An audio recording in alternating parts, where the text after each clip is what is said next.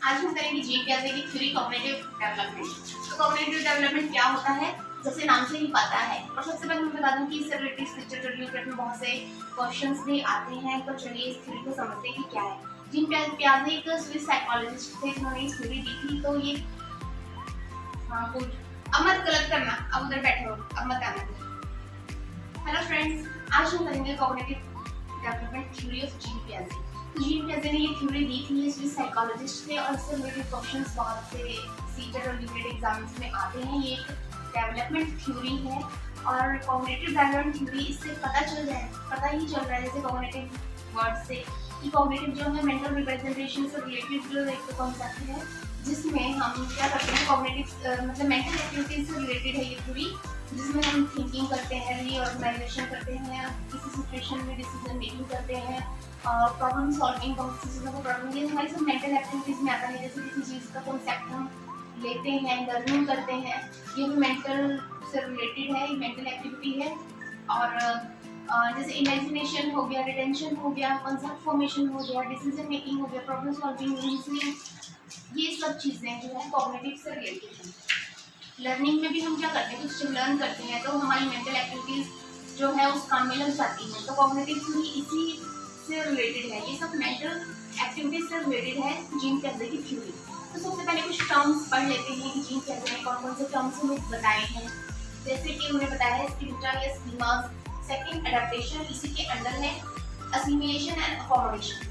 तो सबसे पहले स्कीमास क्या होता है, स्कीमास वो होते हैं जो हमारे अंदर आइडियाज होते हैं, हमारे मेंटली हमारे अंदर जो आइडियाज होते हैं किसी चीज़ को कैसे सॉल्व करना है, किसी प्रॉब्लम को, या फिर किसी चीज़ में डिसीजन कैसे लेना है, किसी डिफिकल्टी सिचुएशंस में हम कैसे डिसीजन ले सकते हैं।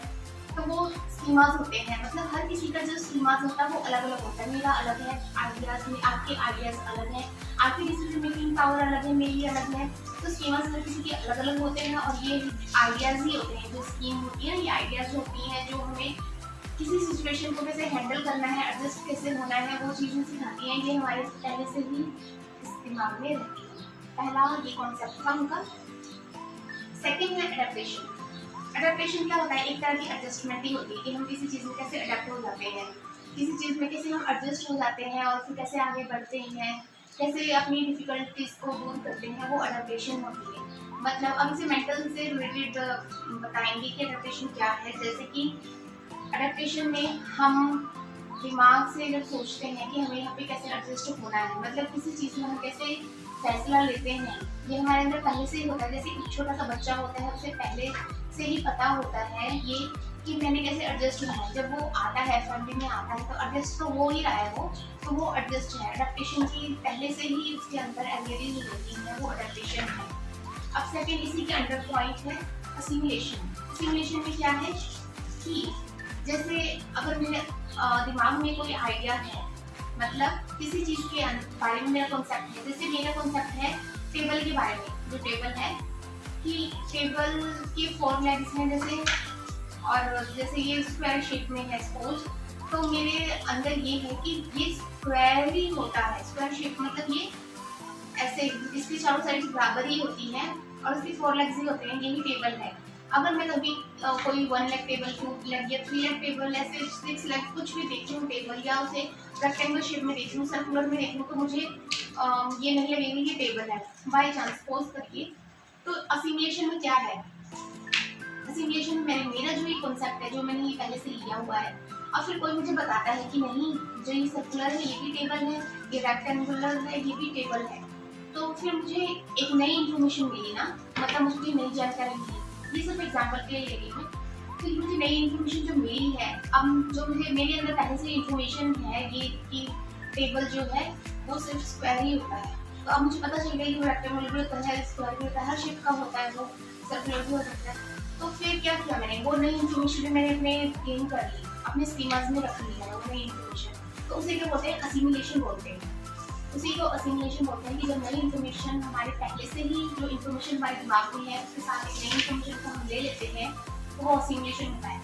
अब अकोमोडेशन क्या है,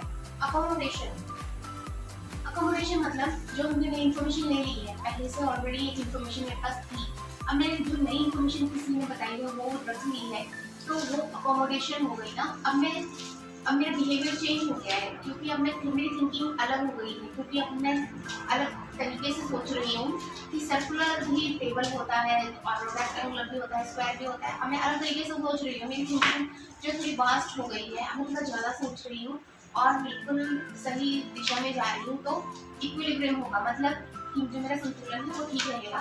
और अकोमोडेशन वही है कि जब मैं चीज़ों को नई तरीके से करूँगी, जैसे मैं कभी सर्कुलर टेबल देखूंगी तो मैं बोलूँगी कि हाँ ये टेबल है। तो इसी तरह अकोमोडेशन वही होता है कि जो नई सिचुएशंस को लेकर चले और नई सिचुएशंस को भी फॉलो करे।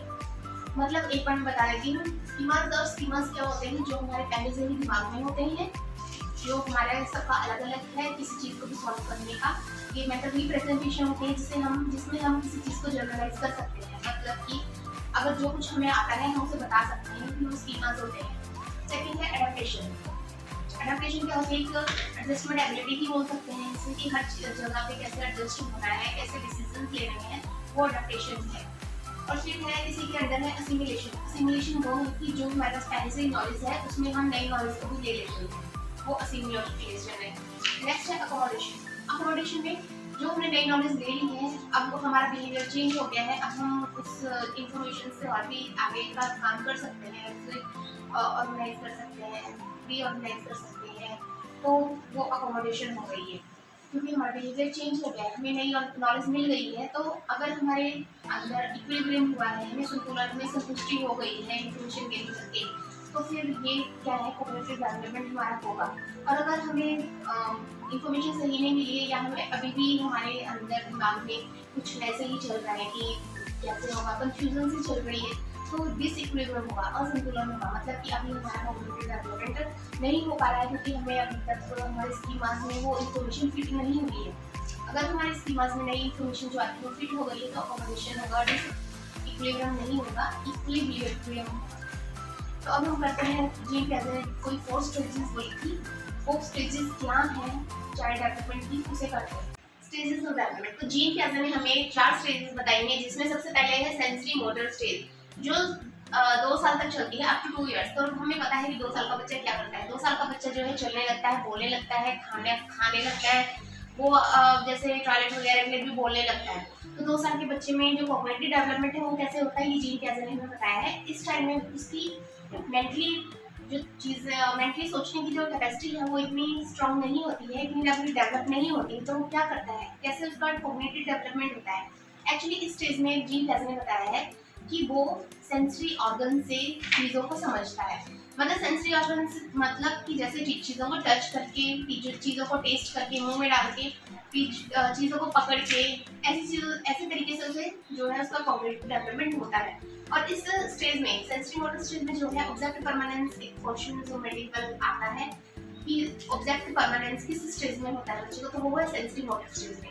इस स्टेज में उसे ऑब्जेक्ट परमानेंस पता चल जाता है, जैसे कि कोई चीज़ अगर उसके सामने नहीं है तो उसे पता है कि ये चीज़ है मेरे सामने, मतलब मेरे सामने नहीं। अगर कोई चीज़ उसके सामने रख दो और थोड़े टाइम बाद वो चीज़ कहीं और रख दो, उसे ये पता है कि वो चीज़ है, वो चीज़ होती है। जैसे कोई बिल्ली है, अगर वो एकदम देखता है बिल्ली को और वो भाग जाती है, तो उसे ये पता है कि वो बिल्ली है, चाहे यहाँ कहीं भी हो, कहीं भी गई हो, पर वो है, मतलब चीज़ें होती हैं। ऑब्जेक्ट परमानेंस उसके सामने हो जाता है और उसे वो पता भी चल जाता है चीज़ों को, जैसे दूध है, पानी है, ऐसे उसको नाम लेने भी आ जाते हैं चीज़ों के। कोई भी चीज़ मांगता है तो फिर वो बोल के मांगने लगता है। तो इस स्टेज में कॉग्निटिव डेवलपमेंट ऐसे होता है, मतलब सेंसरी ऑर्गन से। नेक्स्ट है pre operational stage. Pre operational stage में क्या होता है, बच्चा थोड़ा ईगोसेंट्रिक होता है। ये स्टेज भी 2 से 7 साल के बीच की है। तो 7 साल में बच्चा स्कूल गोइंग होता है, वो बहुत सी वोकैबुलरी सीख जाता है, स्कूल में भी सीखता है, फिर फ्रेंड्स भी बन जाते हैं, खेलता भी है उनके साथ। तो थोड़ा ईगोसेंट्रिक होता है, जैसे ये चीज़ मैं नहीं दूंगा, तुम मुझे ये दो तब मैं ये दूंगा, ऐसे चीज़ें, जैसे अपनी चीज़ें छुपानी। तो थोड़ा ईगोसेंट्रिक होता है, उसे लगता है कि अगर मैं खुश हूँ तो सब खुश हैं, मैं उदास हूँ तो सब उदास हैं इस स्टेज में। तो फिर धीरे धीरे क्या होता है, प्री ऑपरेशनल स्टेज में 7 साल तक आते आते जो है उसमें एक कंजर्वेशन की कॉन्सेप्ट आ जाता है। कंजर्वेशन मीन्स अगर 2 भाई हैं उनके पास क्ले दी जाए सेम क्वांटिटी की, तो एक उसको थोड़ा बड़ा कर देता है, जैसे शेप बना के, सेम क्वांटिटी की है, बस उसका साइज थोड़ा चेंज कर देता है, और दूसरा उसका साइज जैसे गोल छोटा सा रखता है, गोल राउंड शेप का, और दूसरा उसे लेंथ में लंबा ले जाता है। तो अब मतलब दोनों में अगर ये कॉन्सेप्ट क्लियर है कंजर्वेशन का कि मेरे हम दोनों के पास सेम क्वांटिटी है, इसने ऐसे बना दिया तो साइज चेंज होने से जो है इसकी क्वांटिटी चेंज नहीं हुई है। अगर हमें ये क्लियर कॉन्सेप्ट हो चुका है तो फिर मतलब उनको कंजर्वेशन का कॉन्सेप्ट क्लियर है, तो इस टाइम में कंजर्वेशन का कॉन्सेप्ट क्लियर हो जाता है 7 साल के बच्चे को। नेक्स्ट है कंक्रीट ऑपरेशनल स्टेज। ये स्टेज जो है 7 से 11 इयर्स की है। तो इस स्टेज में क्या है, वो पहले जो इकोसेंट्रिक था अब वो इकोसेंट्रिक नहीं है, क्योंकि 7 to 11 में फ्रेंड्स जो होते हैं हमारे काफ़ी जो सर्कल बन चुका होता है, वाइट सर्कल हो जाता है फ्रेंड्स का। तो इस स्टेज में हम इकोसेंट्रिक नहीं रहते हैं, चीज़ों को अपना मिल बांट के भी हम शेयर कर लेते हैं इस स्टेज में। और कंक्रीट ऑपरेशनल स्टेज में ये भी है कि हम जैसे जो हमारे कॉन्सेप्ट हैं वो थोड़े थोड़े क्लियर होते हैं, थोड़ी थोड़ी रीजनिंग भी हम कर लेते हैं मतलब कंक्रीट लेवल की जो रीजनिंग होती है उसे कर लेते हैं, जो हमें दिखाई देता है कि ये चीज़ ये है तो ये इसका लंबाई इतनी होगी, चौड़ाई इतनी होगी, ऐसी चीज़ें हम कर लेते हैं। फिर नेक्स्ट स्टेज जो आती है formal operational stage. Formal operation में अब हम हाई लेवल की चीज़ें करने लगते हैं, जैसे रीजनिंग को सॉल्व करते हैं, मैथ्स की कैलकुलेशंस करने लगते हैं, खुद सॉल्व करते हैं। जो चीज़ें हम पहले पढ़ते थे कि ये लंबाई चौड़ाई, अब हम खुद भी कटिंग करके इसकी लंबाई चौड़ाई करने लगते हैं, मतलब हैंड ऑन एक्टिविटीज स्टार्ट हो जाती है। ये जो एज है ये 11 टू एडल्ट तक चलती रहती है, वैसे 11 to 15 है इसका। तो ऐसे ही ये कैसे रहेंगे कि 4 स्टेजेस बताएंगे। तो ये 4 स्टेजेस में जो है बच्चे का डेवलपमेंट होता जाता है, जैसे इसमें वो सेंसरी ऑर्गन से डेवलपमेंट होता है। प्री ऑपरेशनल स्टेज में जो स्कूल जाता है, सोसाइटी से मिलता है, अपनी थिंकिंग को बढ़ाता है, तो इससे होता है। कंक्रीट ऑपरेशनल स्टेज में जो है उसका फ्रेंड सर्कल बढ़ जाता है, वो कैरियर उसकी बढ़ती ही है और चीज़ों को भी वो खुद करने लगता है इस स्टेज में 7 to 11। लास्ट में है फॉर्मल ऑपरेशनल। इस स्टेज में जो है वो एब्स्ट्रैक्ट थिंकिंग हो जाती है। एब्स्ट्रैक्ट थिंकिंग मीन्स कि जो चीज़ें हम उसके सामने नहीं ला सकते वो सोचने लगता है, समझने लगता है। जैसे टीचर अगर कोई लेसन पढ़ा रही है, कोई झील के बारे में बता रही है, माउंटेन को पर्वत के बारे में बता रही है, तो उसकी इमेजिनेशन इतनी है कि वो सोच सकते हैं कि हाँ माउंटेन, मतलब उसके सामने इमेजिनेशन आ जाएगी कि हाँ माउंटेन। तो इस स्टेज में जो है उसकी रीजनिंग पावर हाई हो जाती है, और इसी तरह हर स्टेज में जो है उस बच्चे की जो दिमागी पावर है वो बढ़ती जाती है, इसका कॉग्निटिव डेवलपमेंट इस तरह से होता है जीन क्लासिक के अकॉर्डिंग। तो इसी को कॉग्निटिव डेवलपमेंट थ्योरी बोला गया है, जीन क्लासिक की, और कॉन्सेप्ट फॉर्मेशन थ्योरी भी बोला गया है। तो जीन क्लासिक के अकॉर्डिंग ये सिर्फ बच्चा अपनी अलग अलग स्टेज में जाते हुए चीज़ों को एब्जॉर्ब ही नहीं करता, बल्कि उसकी थिंकिंग की कैपेसिटी भी बढ़ जाती है और अच्छा सोचता है वो, और वाइड सोचता है, उसकी थिंकिंग जो है बहुत प्रोग्रेस करती है इस स्टेज में उनके अकॉर्डिंग। तो एक बार फिर सेंसरी मोटर में बच्चा अपने सेंसिंग ऑर्गन से सीखता है। प्री ऑपरेशनल स्टेज में बच्चा जो है चीज़ों को कंजर्वेशन करके सीखता है, कॉन्सेप्ट उसके क्लियर होते जाते हैं, उसका सर्कल बढ़ता है, उसकी वोकैबुलरी बढ़ जाती है। कंक्रीट ऑपरेशनल स्टेज में बच्चा जो है उसे ये पता होता है कि 3 + 1 4 होता है और 1 + 3 4 होता है, 4 0 4 4 होता है, मतलब कि अलग अलग तरीके से भी वो जो है डिसीजन ले सकता है, उसकी रीजनिंग भी बढ़ जाती है इसकी। और ये जो फॉर्मल ऑपरेशन है इसमें तो एब्स्ट्रैक्ट थिंकिंग भी एब्स्ट्रैक्ट थिंकिंग आ जाती है उसके माइंड में, और वो बड़ी बड़ी कैलकुलेशंस भी कर सकता है, रीजनिंग भी कर सकता है, मतलब उसका कॉग्निटिव डेवलपमेंट बढ़ जाता है। अब वो हैंड ऑन एक्टिविटीज भी करने लगता है, जो उसने सीखा है उनको अप्लाई भी कर सकता है इस स्टेज में। तो इस तरह की कॉग्निटिव डेवलपमेंट थ्योरी जैसे कि यहीं पे हो गई है। थैंक